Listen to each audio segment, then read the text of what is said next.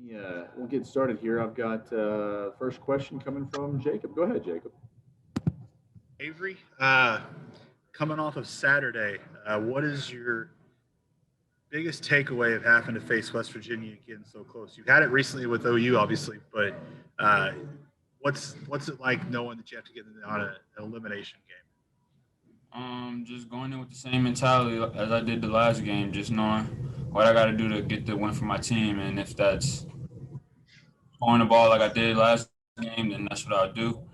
But playing off the ball, K will be back, and I think Ice will be back, and so I just got to find my way to score the ball if they need me to score the ball, but most importantly, get stops on the defensive end and get out and run. You mentioned those two back. How much does that change your game plan against West Virginia having those guys back?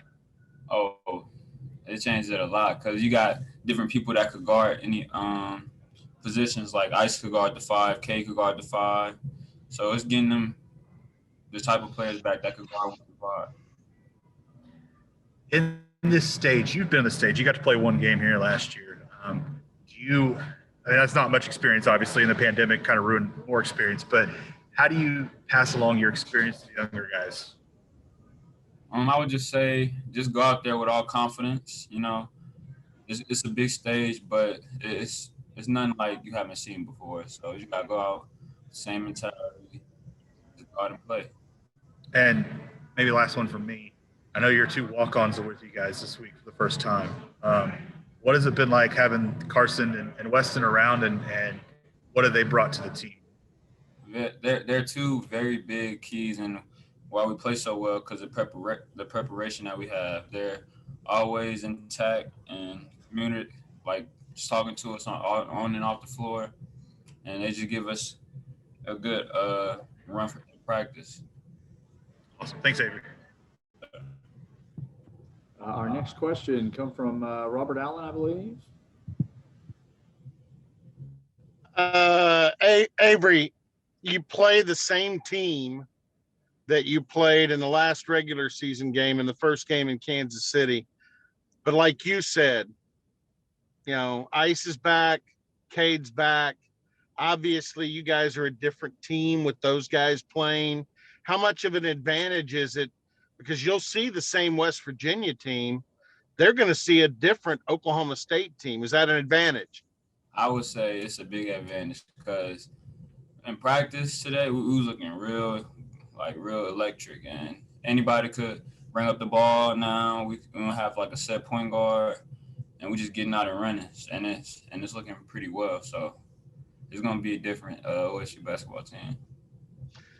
Just on a human level, I mean, we're all human nature is what it is. This is different. It's not regular season. You're in Kansas City. It's the tournament. It's looking ahead at the NCAA bubble. How exciting is it to make that step from regular season to really March Madness? It's a very big step, like you said, and it's also exciting. But at the same time, you still got to stay in tune with one game at a time, and just knowing you got to give it all in that game. Because if you lose, you go home, and so everybody's got to be in tune into that one game and give it everything they got, so we can move on. Good thing is, though, if you lose in Kansas City, you're not going home. You're going on to Indianapolis. So there is a little bit of a balloon or a little bit of a bubble there for you to move on. It is. We've been working on getting the Big 12 championship and March Madness. So we want both. We hungry. Okay, thanks. Appreciate it. So, Your next question is from Marshall Scott. Go ahead, Marshall. Yeah, Avery, with everything going on and obviously the quarantine kind of stuff, how different is it being in Kansas City this year than it was last year? Oh, it's very different. You can't go anywhere without your mask. You have to take a COVID test every single day. You got your own room with none of your teammates. You can't go nowhere. Nobody can come see you. So it's very different than what it was from last year. And then Isaac, he's kind of been in and out of the lineup with his foot and then his hand. Is there a worry that kind of chemistry will be a little off, or with his ability to just kind of plug and play and do everything, is that not a big issue?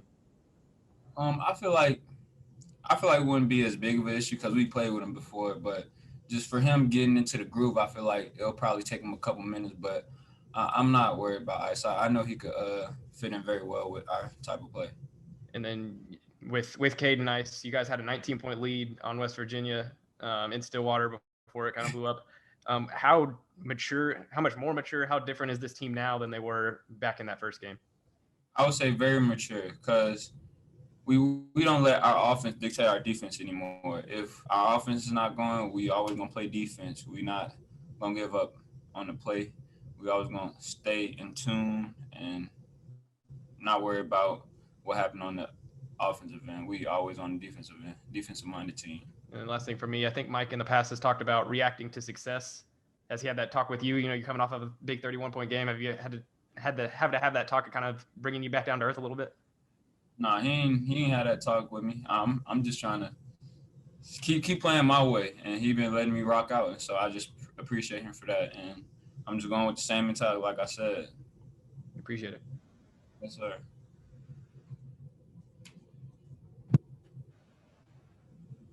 Looks like we have a follow-up real quick. Jacob, go ahead. Avery, I'm kind of curious, coming off of Marshall's question there, what has the attention and the outpouring been like the last 4 or 5 days since your game on Saturday? It's been a lot of attention to me, and I really appreciate it. But at the same time, I know that's not the big goal I want to accomplish at the end of the day. It's just one game to me. And I know it's bigger than one game because we did it to the number 16. But to me, I feel like I could do that anytime. I just got to keep playing and be Avery. Did your shot feel different Saturday? Not really. Just more locked in? Yeah, more locked in what I had to do. With that attention, I mean, how'd your family react? How'd your friends react? I'm sure your phone was blowing up. Yeah, it was blowing up. They was proud of me doing all the hard work I put in. I finally got to showcase it and on the big stage. And they just said, keep working and keep doing what you're doing, and it's going to fall in line. And that's what I'm going to keep doing, sir. Awesome. Thanks, Avery. Yes, sir. Might have time for one quick follow-up for Avery if anybody's got one. Okay, well, thank you so much, Avery, for joining us. We'll be right back with our next player. To this coach. Go ahead, everybody. Raise your hand if you have a coach or a question for Coach Boynton, and we will get started here. Our first question from Jacob Unruh. Go ahead, Jacob. Hey, Mike. I know it's kind of been talked about that Cade and Ice are going to be ready, but can you give an official update on them and the plans with them tomorrow? I mean, I think we'll kind of monitor both of them. Obviously, Ice is a little bit more of a monitor situation because he's been out for longer.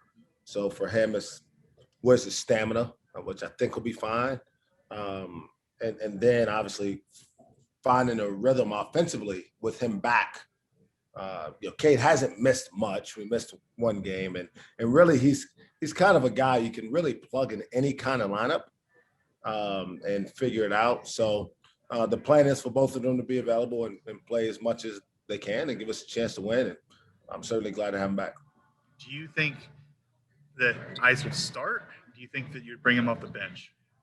I don't know if I've committed to that yet. I'm still kind of watching some film to see what I think the best deal is. It's been a kind of a strange deal. So we played West Virginia twice already. Obviously, you know that. They both started the first time. And we played really well. We actually started off that game as well as probably we started any game. And then we played without both of them. The only problem is they started a different lineup because of senior day. And so I don't really know what they're going to do if they'll go back to their lineup. So I'll give that a little bit more thought tonight and make a decision in the morning. How much does it change playing a team a third time? You know, you had the game where you had the 19-point lead and that fell apart, and then you had the game without Cade and Ice both, and you win that. So how do you judge a third matchup? How do things change? I mean, there's clearly some adjustments that both teams will make. But I think more of the adjustments happen in game than I think people give it credit for. These games are so different in many ways, and personnel matters and who's playing well for you. And, but then you get into the game and some of that stuff gets thrown out the window pretty quick. I mean, I had in my mind that I needed to play Bernie a lot more on Saturday, but I didn't know I was going to put him in like 30 seconds into the game. You just kind of got to adjust to what you see and feel from your guys. So it's a little bit more chess once the game starts as opposed to leading into it. Do you feel, playing off that question and answer a little bit, do you feel like you're better equipped to play the chess match this season? Because I feel like you're progressing the way you've progressed as a coach. Like maybe do you feel like you're a little more able to play that game? So I'm going to try to translate your question in a respect. Am I a better coach? Do I think I'm getting better as a coach? I think so. But I've got a lot more work to do. Again, no one, and I'm perfectly aware this is a highly visible position I'm in, and a lot of people have opinions on what I should or shouldn't do. Most of the time after I already made a decision and the outcome is out there, and that's okay. The truth is I have to be this way. I'm at a place where everybody in our league is like a national championship level, borderline Hall of Fame type coach. So I can't take anything for granted. And that's why I work so hard, because I have pride, right? I want to show that I can go toe to toe. It's interesting because I was having a conversation with somebody on Sunday and they were telling me about our records versus the teams in the league. And really, other than, Jamie Dixon's kicked my butt. And I don't know how to figure that one out. He's obviously really good. And I don't know. I haven't been able to figure that one out. But other than him, in Tech, we haven't done great against overall. But everybody else is like 500. I mean, so I feel that we work hard enough that our team is prepared. I'll just say it that way. I didn't mean to have to ask that in an offensive way if I did. No, it wasn't. I didn't want you to think I did, but I understand that, right? I get why. Like, I respect these guys in our league. They're really good. I think it's helped me, though, because I can't take any of this stuff for granted. Like, I couldn't just assume I had the best player in the country, because I do think I do, that I could just roll them out there. Like, those dudes weren't going to figure out how to adjust the plan against a really good player. Most of them have coached somebody like him. Well, maybe not like him, but most of them have coached really good players. And so they know how to adjust. And it was incumbent upon me that I didn't just assume that you just roll the ball out there. You got to adjust. You got to be able to watch and learn and figure things out. And eventually I learned how to beat TCU, I guess. It's a matchup thing sometimes, I think, right? So. Trust me, I get it. I understand it's out there. No one looks at it more critically than I do. It drives me crazy. I lose sleep every time I think about it. Awesome. Thanks, Mike. Like you said at the end of last season, a lot of folks are about to think you're a really good coach, right? Isn't that what you said at the end? Yeah. The day he walked on campus, I became a better coach. That's right. Jared, you are up next. Go ahead. Coach, good afternoon. How you doing, Jared? Doing pretty good. Thank you. Just wanted to follow up on what you were talking about with Bernie just a moment ago. He played some big minutes. He was tenacious on the board. He set some good picks out there. Do you anticipate him playing those big minutes again? And also, what is something that you've seen him improve at throughout the season? Well, the first thing I would say, his physical conditioning. It's the thing that we've tried to continue to address with him. Because of the way we play, it was imperative that he keeps up, because we're not going to walk the ball up the floor with 19 guards out there and just wait on him. Because he's not Shaq. He's got value for us, but we're not going to adjust how we play for him. And so it was really important that he got in great shape, and he's done that. He runs much better. He can get off the ground, but he values what he does for our team well. And that's setting screens to help those other guys get open. That's getting to the offensive glass, and then being an anchor. He's our best talker. Sometimes talks too much off the court, but I never have a problem making sure that knowing that he's going to kind of be directing traffic defensively out there when he's on the floor. And what's a word or maybe even a few words that you could describe him as? He's the ultimate teammate. I mean, he is literally one of the best teammates I've ever seen. He really doesn't care. I shouldn't say this. I'm probably going too far. but he's not consumed with how much he plays or whether he scores or anything like that. He's totally consumed by doing whatever it takes for his team to win. And if that means he plays 2 minutes or 22 minutes, or he shoots 5 times or doesn't shoot for 2 weeks, doesn't matter. He shows up and does his job to the best of his ability every day. Thanks, Coach. The next question is from Robert Allen. Go ahead, Robert. All right. Am I unmuted? Good. We were talking to Avery, Coach, and we mentioned the fact that you get to play the same team you finished the regular season with. And yeah, Bob Huggins has coached good players, and he can adjust from what the lineup was Saturday. But I think if anything, it gives your team confidence that they're going into this game. Not that Avery and everybody didn't play well on Saturday. Obviously they did, but you could tell it from Avery. He's confident, even more confident, because now he's got Ice and he's got Cade back with him, and he realizes how good a team they can be with those two added. How much of an advantage is that? Yeah, I mean, when I talk about opportunity within a challenge, right, on the other side of it, this is how it manifests itself. So we went through that stretch, but also we had to do it for the most part without Ice. Ice only really played the Tech game in that last 5 games that we're talking about. And then we played the last game coming off a loss without Cade. And so what a lot of people looked at as a devastating moment, I looked at as we can get better here because we can see what are some ways we would have to play. What if the injury was longer? I mean, what if it was a week or 10 days or whatever?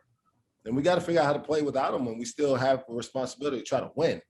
And I think coming out of that game, you're right. I think our guys do have confidence that maybe it's foul trouble. Maybe something freakish happens and Ice isn't available, whatever, that whoever is not available, the guys that we still have available can get the job done. And so I think we can carry that into the next couple games and try to finish the season strong. That's all I had. But by the way, in your answer to Jacob, you kind of threw Texas Tech in there. I would say you've matched up really well with Chris Beard. I mean, I think if you ask Chris Beard about it, he'd say, I got to find a way to beat Mike Boynton. Well, there are 2 games in my career that I felt really bad that I didn't do a good job. And it was the year they went to the national championship. They beat the crap out of us. I mean, I don't know if they missed a shot.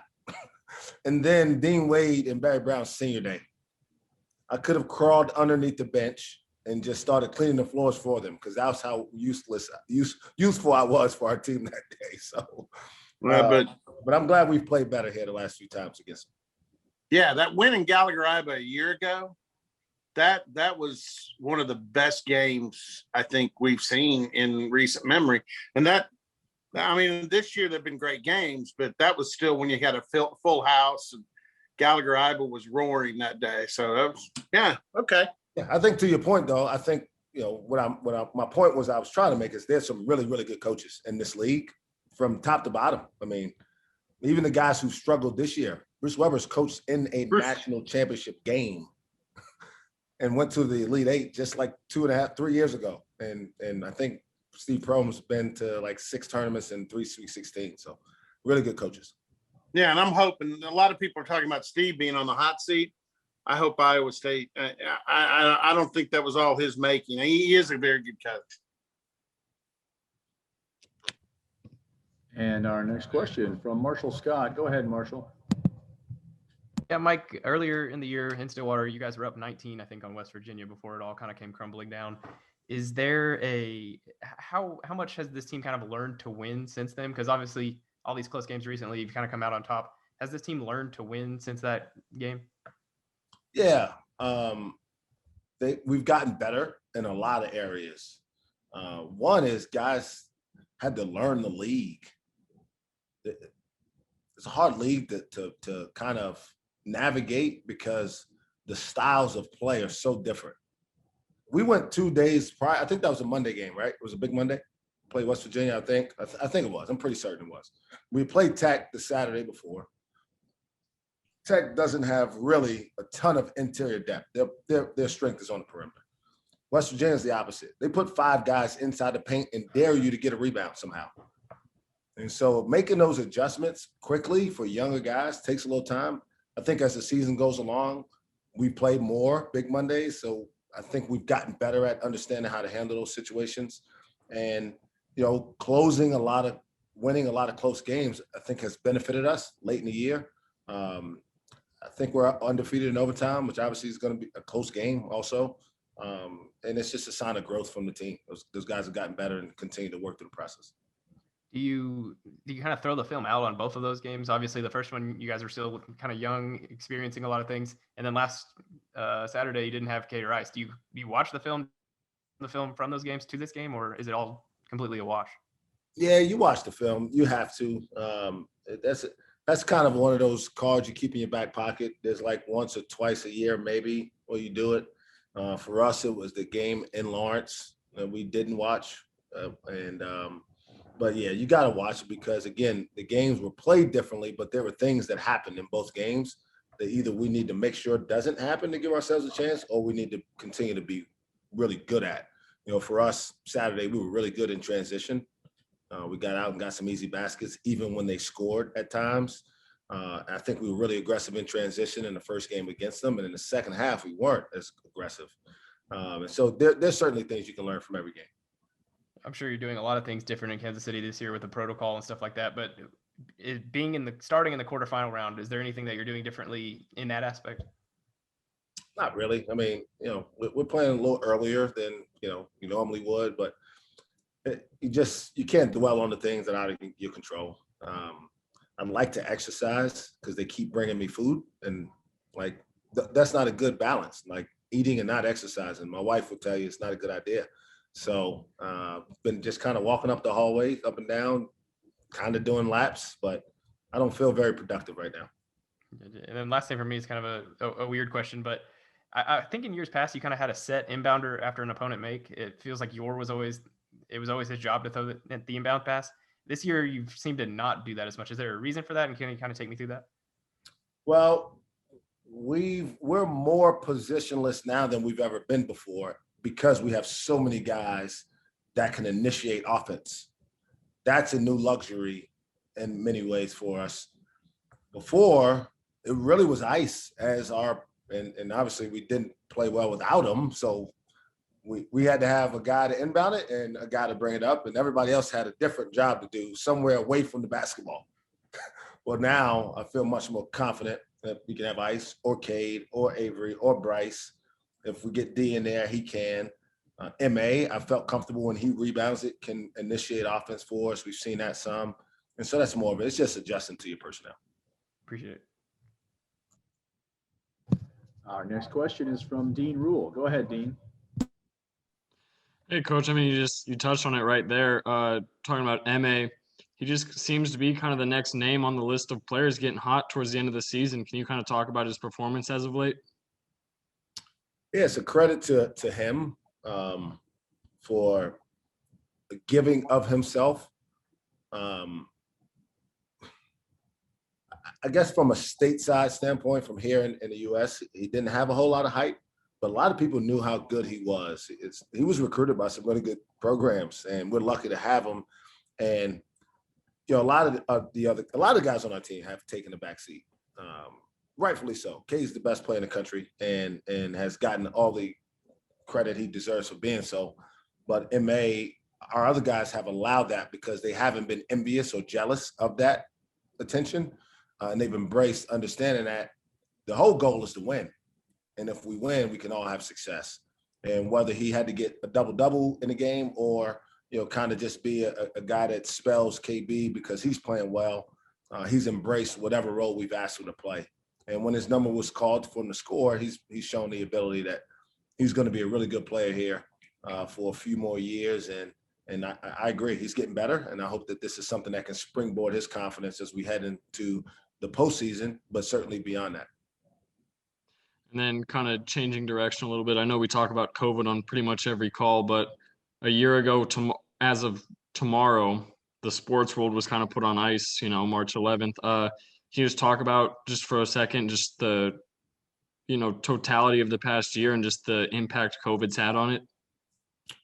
you don't have enough time for the totality, but I'll try to condense this thing down. It's been weird, right? Everything about it's been different, but the one thing I will say about it is I appreciate everybody for what they've done to allow us to do what we've done this year and have the season. I know that there was a lot of apprehension, and understandably so, of people not wanting us to play this year. But I also know that there's a consequence to not having done that. And I don't want to even think about what the consequence would have been to not have these kids be able to do this year. It wasn't easy. There's a lot of people who deserve credit that you guys will never talk to, doctors and trainers and all kinds of people on our campus. And so I'm thankful and I'm glad that we're still playing, right? That tomorrow we'll still be involved in this thing and certainly hope that we're involved in it for a couple more weeks. Thank you very much, Coach. Our next question from Ben Hutchins. Go ahead, Ben. Hey, Coach, it's nice to talk to you. I normally, I'm talking to, Coach Littell, Coach Carmichael, and Coach Young because I kind of cover those OSU sports for the Ocali. They're great coaches too, by the way. Yes, sir, and that's exactly what I want to talk to you about. One of the things that's come up is, this group chat that all of the coaches are on, and all of those people, they kind of pointed me back to you as the guy who started that. So, Coach, why did you start that group chat? I actually don't remember why, to be honest. But there was a lot of stuff going on this summer, as you probably remember. And, the truth is we needed each other. We're all kind of been going through a lot of the same things, trying to figure out whether our teams were going to come back to campus, when they would come back to campus, whether they would be going to class. And so, one of the things that I like to do is I like to be clear in communication. And my wife sometimes says I don't communicate well enough to her. She's the only one who shares that opinion somehow, because most people think I over communicate. And one of the things I wanted to do was let those guys know that I was going to be there to support them and their teams however I could.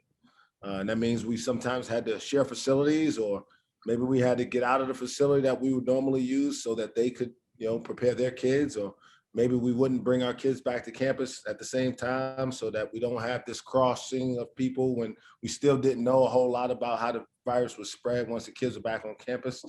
And I'm just thankful to, first of all, Coach Holder. He's assembled an unbelievable staff of head coaches here, and that they're all really good people. And we do get along well. We do support each other. And I'm just thankful to be a part of it. Those guys have helped me much more than I could ever help them. And, one of the things I was kind of trying to wrap my head around is a win in the, Greenwood Tennis Center doesn't necessarily translate to a win in Gallagher-Iba. But every single coach I've talked to for the story, they tell me that there's a lot of value in being connected and united as coaches. Why is that so important? But I think you got to dig a little deeper, because I do believe, contrary to your opinion, that a win in Greenwood does impact winning in Gallagher. A win at O'Brate Stadium does help Cowboy basketball. Winning for softball is a big deal to us because it shows, I think, at the end of the day, there's a recruiting element to everything we do. And winning and success breeds more winning success. And people watch successful people and want to be a part of it and want to be around it and want to feel like, maybe they can go do the same thing. And I think that I'll say this. One of the reasons, and I was recruiting Cade already, but one of the reasons I felt more convicted going after him was after sitting and listening to Alan Bratton talk about the recruiting class he had 3 years ago that included, I'm going to butcher his name now. The really good golfer that's on the tour now. Would it maybe be Victor Hovland? No, he was a freshman. Which one was a freshman that year they won it? Maybe Matthew Wolf? Yeah. So he's talking about these guys. They're like the best kids in the world. I'm like, we can recruit the best guys in the world in golf? Now, I'm not a golf guy, so I don't understand the history of our golf program. I'm still learning, but I understand it's great. I'm like, if we can do that in golf, and we've had Barry Sanders and Thurman Thomas on our campus at the same time, and we've got Mr. Iba and Coach, like, we can get the best people in the world in any sport here. And that it gave me more motivation and confidence that if I kept doing the work, that we had a lot to be able to convince this kid that you can achieve all the goals that you want. Got Hall of Fame football players, obviously PGA golfers, Hall of Fame people. Just it's a great place to be, and a lot of that has to do with watching those other guys. John Smith, the world's greatest wrestler ever. Like, I didn't know anything about wrestling before I came to Stillwater. And then here I am. I pull up the campus. I'm like, what's that? They're like, that's the Wrestling Hall of Fame. I'm like, the Wrestling Hall of Fame is in Stillwater, connected to Gallagher Arena? I mean, this stuff you can't make up, but it's a part of me learning about our culture and what our athletics programs meant. Now, Coach Holder takes no fear in saying that he believes it's the most successful athletics department in all of college athletics. And a lot of it is because of our wrestling program and our golf program. And I remember telling him, I'm kind of going on a tangent now, but I remember sitting in Gallagher one year and Coach Holder came in, and he always admires the banners, right? You know, there's nothing up there except national championships. And my son looks at me and says, hey, where's the basketball banners? He was like 4 years old at the time. And I'm thinking, damn, son, like, you put a lot of pressure on me. That's my boss right there walking through here. But that's what it is. It's about excellence here at Oklahoma State. And I'm certainly glad to be a part of the program. Thanks for your time today, Coach. I appreciate it. Good time for a couple more. Grant Ramirez, go ahead. Hey, Mike. On Saturday, Bryce had 8 turnovers, which is probably an outlier, and obviously isn't what you want. But he also had 6 assists, and I feel like, you know, over the second half of Big 12 play, like every game, he'll make a nice pass or two out of the pick and roll and make some really good reads. So, how do you think he's developed as a playmaker over the season? Yeah, I'm going to take probably 4 of those turnovers and say they were my fault because I haven't done enough to help him prepare to be our primary ball handler. We've obviously done a lot with Ice and with Cade. And then we were kind of thrust into the situation where we didn't have either one of them. And it was, I tried to get D Mitchell in there for some reason we didn't get a stoppage, but I've got to continue to help him see those reps over and over again. But again, I've said this before, I think he's our most complete, the package of athletic ability. He's the most complete one. And I think we're going to see that as we move forward with him and as he continues to get better and has the ball in his hands, because what it does is it really makes it hard. It's hard to double team a guy when he doesn't have the ball, which most people like to do with Cade. So now it opens up the floor and it makes the game easier for MA, for Caleb, that you got another guy who can be efficient in pick and roll specifically. Thanks, Mike. And last follow-up, Jacob, go ahead. Mike, I don't think we've asked you since Holder announced his retirement, kind of your reaction. I know he means a lot to you. So what was your reaction last week and thoughts on that? I almost thought I got away again.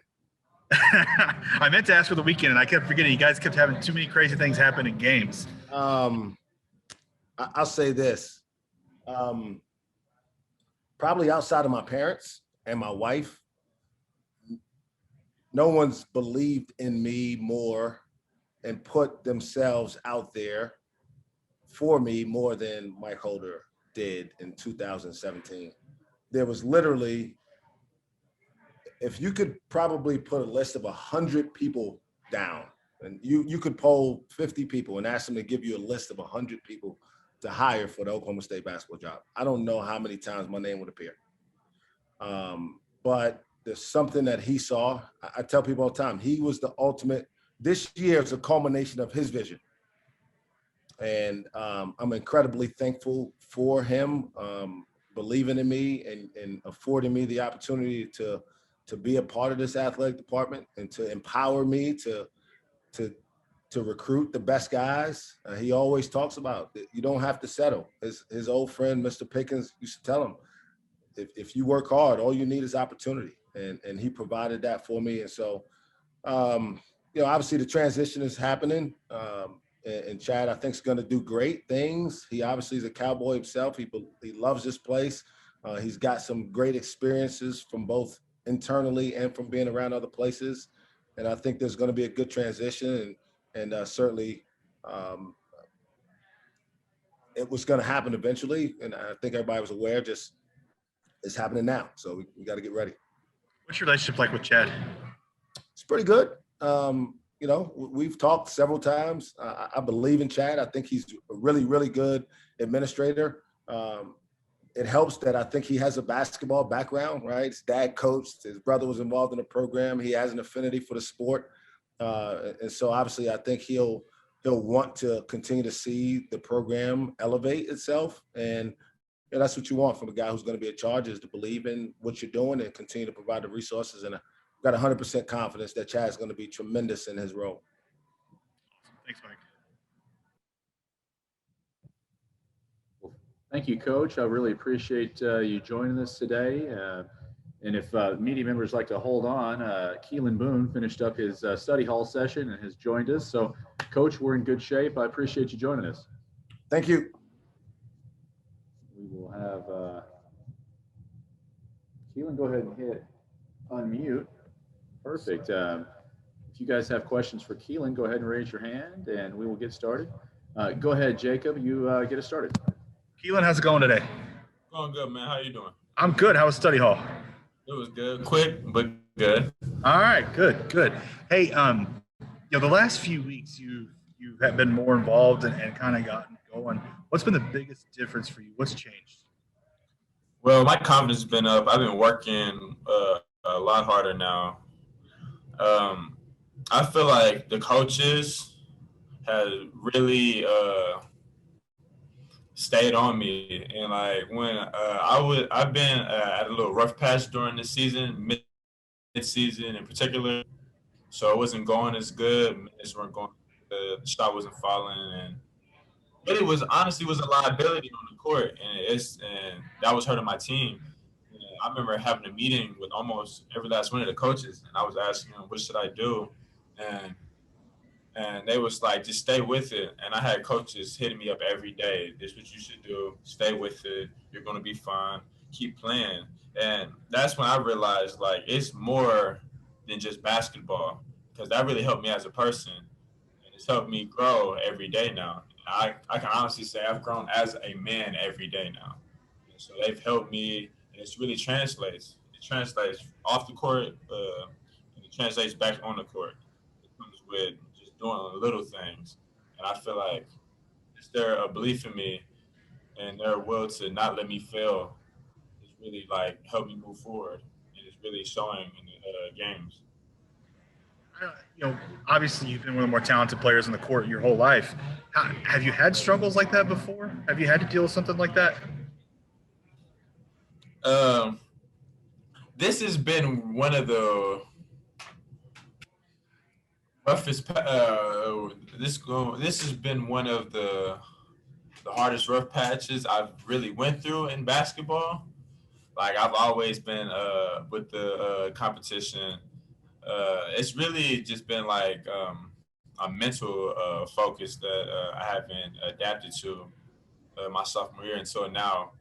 And I've heard about sophomore slump years, and honestly didn't believe in it. I'm not saying that's what I had, because it was just all me and this focus, but it all plays a role, and it all plays a big way in what was going on. So I got my mental better. That just comes with just getting more sleep. That comes with putting more work in my classes. That came with putting more work on the court. And it all adds up. And when I was a freshman, it was all going good, even though I was helping out here and there with the team last year. But I feel like my focus and my mentals went up tremendously for the past couple of weeks now, and it's showing. And I'm just trying to keep that same mental, and I'm trying to make my mental evolve every day. And I feel like back to the other question, I feel like it's making me a better man. It's showing. So you and Caleb obviously are both kind of going well at the same time. That might be the first time at OSU. So how dangerous does that make you guys when you guys are the Boone twins are together like you are right now? It's crazy. We haven't had this type of connection since high school. And it's rough. And me and Caleb had that conversation not too long ago. We both have to click, because it's almost unstoppable, because we didn't see what can happen. just recently. We can see what can happen when we're both doing our jobs the right way to the best of our ability. And this has probably been the best we played in almost since my senior year of high school. We haven't played both great together since high school. So seeing it now, it's just crazy. It's almost hard to stop, almost unstoppable. And on a different topic, the Walk-Ons are with you guys this week for the first time. I know you got close with Carson pretty quick. So what have those guys brought to the team this year? Them guys, them really my family. They're really my family. It sucks that Weston couldn't be here, but chilling with Weston and Carson every day, practicing with them every day, like we built that bond off the court to where like it's more than just basketball. Like I call Wes, I live right by Carson, so I'll go talk to Carson. We'll run into each other in the parking lot. We're chilling around the arena together. We live together in the mornings. Same with Wes. Then just becomes more of a bond and a brotherhood, day by day, hour by hour. So them really my guys, and they help us on the court tremendously. They know what they're doing, and they're learning, and they're helping themselves with their game. So that's the best part about it. So it's not like we're just gaining something out of them. They're gaining something out of it too. And it's more than just basketball that they're gaining. They're gaining friendships, lifelong friendships and relationships. Awesome. Thanks, Keylan. Thank you. And our next question is from Marshall Scott. Go ahead, Marshall. Yeah, Keylan, earlier in the year, Caleb was kind of talking to us about, some mental struggles that he was going through. How much have you guys kind of leaned on each other whenever you're both working through those things, kind of at different times this year? When he was going through it, we was talking every day before practice, after practice, then a little bit at the crib. With Caleb gone, he was working more, and he leaned more to me and the teammates when it was going hard. Then once he seen it going better, he was getting more involved again with just little things, and he was leaning on the coaches. Even when it was looking bad, he stuck to what helped him get here. And when I was going through my little slump, I stuck to my teammates, and I talked to them every day. I would go to some of my teammates' rooms, and I just chill with them. So like, I wouldn't feel alone through the little struggle. It happens to everybody. So like, I understand when he was going through it, and he understood when I was going through it. It's just the motivation that he gave me, the same when I gave him, and it's just keep going. Then I recognized the coach was on the same thing, keep going. So then it's going to click sooner or later. Once you put the work in too, it's a no-brainer. And I think before the Texas Tech game, I think you went about a month in between hitting a shot. How much confidence? You talked about confidence earlier. How much confidence did like seeing that one bucket go in give you? Man, you don't know how that felt. You're so used to. I would say during mid-season practice, you're still getting better, but you just feel like now you're just getting through. You're trying to learn how to perfect this set, and you should still be working on your game. And I could say I probably wasn't working on my game as much, but then I took practice to another level, and I got serious with it, and I treated practice like games. Practice for me was a game for me. It's my chance to show what I've been working on, show that I'm locked in, show that I'm trusting in the coaches. And it kept working, and it's working. And coaches always say, be ready. Even if he didn't call my name in this game, when he called my name against Texas Tech, I was fully ready. And and once I seen that, I remember he took me home that game, and he was like, he said, when times get hard, you can't,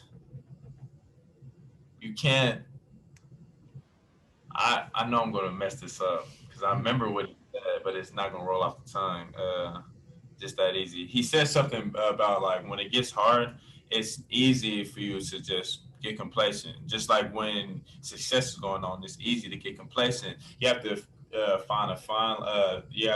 a thin line in the middle of the great days and the bad days. You got to look for the work in between. Like back in the beginning of the season, I was doing good on the court and I got complacent and I fell off. Then I went bad during the mid-season, almost towards the end of the season. So then I found the work in between and I've stuck with it. And that came with practicing, just doing the little things and seeing that really let me know that Coach Mike knows what he's talking about. And it just helped me as a person. That goes with everything off the court too. So ever since then, it's just, I understand more. Let me say that I understand more now. I know how to do work things now. Is it normal for Mike to take you home? Like, is that a normal kind of deal? Now he does that all the time. He's been doing that since my freshman year. So it was right after the game. I already got some more shots in after that Texas Tech game, and I was just chilling in the locker room, and I happened to be walking out of the arena at the same time he was leaving. I was finna walk to the crib, so it was like 11:30, and he was just not leaving at that time, so he took me home. We was just vibing, listening to music, we was talking. He took me home. What is that like, that you could have a coach like that? Because I imagine not everybody's coaches are taking them home, vibing to music with them. Almost unheard of. I had good AAU coaches. Not all of my AAU coaches did it. I have a specific AAU coach who did it, but it just shows like he cares about me. Like I didn't have a coach let me walk to the crib, so I know what it feels like. But regardless if that would have been a good game or not, I feel like he still would have did it, and that's what makes me never wonder about how Coach Boynton really is, and that's what makes me stay and trust in him and trust in what he knows, trust in his beliefs in me. Because if when I first got here, Coach Mike asked, "Do you believe in yourself being here? Do you believe you belong here?" I said, "I don't know." I said, "You believe in me, so I'm gonna figure it out." But now, if he asks me that, I say 100 times yes, and I know he believes in me, and it's showing. I just got to keep working and believing in his vision.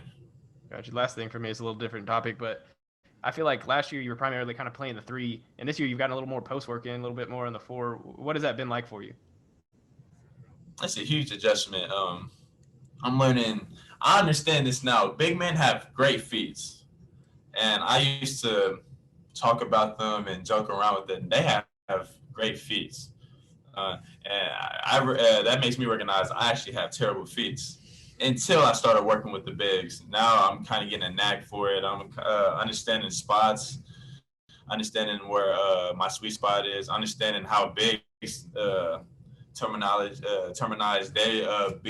their best spots. So, and it helps like your game all around. It helps defending. It helps offensive. And it helps the guards know where you should be at this time. So it's like evolving a game. So basically, once I learned the big spot, like it's me evolving my game more. I did not know in college I was going to be ever playing this spot. Now seeing me play it, I actually feel like I fit in that area too. Appreciate it, Keylan. Bro. Next question from Ben Hutchins. Go ahead, Ben. Hey, Keylan, I'm not sure if you got to hear the last part of Coach Boynton's conversation with us, but I asked him a question about a group chat he's on with all the other coaches of all the other sports here. And all right, I need your opinion. 1 to 10, give me a rating of how good of a texter is Coach Mike. He's great. He's actually he's great on call. I can call him, he'll always answer. I can text him, he'll be looking to respond within next 2 to 5 minutes. I can say I don't want to make it sound like he's just always on his phone, but like he's replying pretty fast, and I can and I actually got to hear that conversation, hear that question that you asked him, and hearing that he did that group chat. That's next level. That's just next level, and that's huge, especially as a college coach. I don't know how other programs do and run their programs. I just know that Coach Mike he understands like we're all in this together, and that's why he's always including himself at baseball games, softball games, and he's just trying to keep everybody as one. And I can tell like just that group chat, that's just next level. So once we heard he did that a fat minute ago. So Yeah. I know we had made a group chat. All basketball players make a group chat, but we encouraged Dre to make a huge group chat where all the coaches and the players is in there. Then we just been running with that since. Is that a basketball specific group chat you have, or is it like a whole OSU student athlete group chat? There's the whole OSU basketball group chat, but we got all the people who's connected with it. We have Steven, the media crews. We have top level men in there. I couldn't even tell you their names, but we have a lot of people in there, and seeing how we run it, it's just kind of amazing. I ain't gonna lie, because I've never been a part of something like this. I had something like this in high school. It wasn't as big as this, but seeing how big this is, it's next level. Great. So we've established Coach Mike's pretty quick on the response. How good is he with like the GIFs and the memes? Is he better than Steven in that group chat?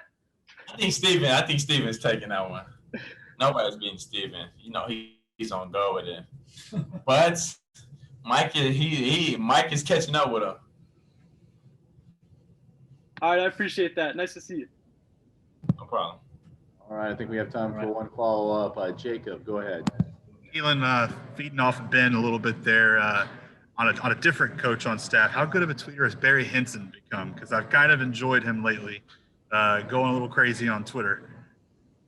So my high school coach knew Coach Hinson, and when he got here, he was like, "I heard of you guys. Yeah." He said, "I'm going to be on you guys all year." I was like, "Oh Lord." He's very energetic, and I love that. And he's very you'll know he's in the building. Like you can't miss him. And his spirit just uplifts the court. He's always talking loud. He's always trying to help people. He's always uplifting your game, and it's just it all adds up. And he's great to this program. I remember I asked him. I said, "You're not planning on leaving, right?" He said exactly this. He said, "Hell no, I'm here. I'm not going nowhere." He said, and I said, "Yes, sir." He said, "You bet your ass." Coach Henson, but no, he's the man. I'm glad he's a part of the program. That reminds me when he introduced himself to me last year, and he said, "If you got a knife, you can go ahead and cut my veins. It'll bleed orange." And I thought, what in the world's going on right here? So he's a trip. On a different topic that Marshall's asking, and you were talking about riding home with Mike. What music were you listening to? Do you remember? Coach Mike is a Jay-Z type of man. Okay. Jay-Z to Coach Mike, he's the GOAT. And I can't argue that he's the GOAT. Jay-Z, he's definitely in the conversation. Definitely. And the type of music you listen to, it's like music be talking to him. And it's relatable for him. And he's when I was listening to his music, I was like, okay. So listening that day, I started listening to more Jay-Z music because we didn't all listen to Jay-Z here and there. I didn't know I listened to a couple of his songs, but I didn't went way back to some of the songs, and I was like, okay, now I see why Jay-Z just talks. So I see why he says he's a GOAT, and that's what he listens to. He listens to, he knows what he listens to, and he knows I know at this point now. Thanks, Keylan. No problem. I knew Marshall couldn't stay in his stance here. He got drawn off sides. Go ahead, Marshall. Yeah, Keylan, who is the GOAT? If Jay-Z's in the conversation, who is the GOAT? Who's the GOAT? Man, my era is different. I don't want to get these old heads mad. because they don't know what's going on nowadays. But to me, for my era, my generation, I love Young Thug. Jay-Z, he is a great rapper. He's definitely in the conversation. I listen to him. Kanye West, and I'm not a Drake fan. I'm sorry. Okay, so on the Wayne versus Drake debate, you would go Wayne or what? Of course, I grew up around people who love Wayne. I wasn't really a Wayne fan, but knowing what Wayne did to the game, I'd have to go Wayne. Okay. And Wayne, and I can't hate Wayne because he started Young Thug. He brung Young Thug out. So I'm gonna pay my dues. I'm gonna side with Wayne on this point. Wayne, he's killing Drake. I appreciate it. No problem.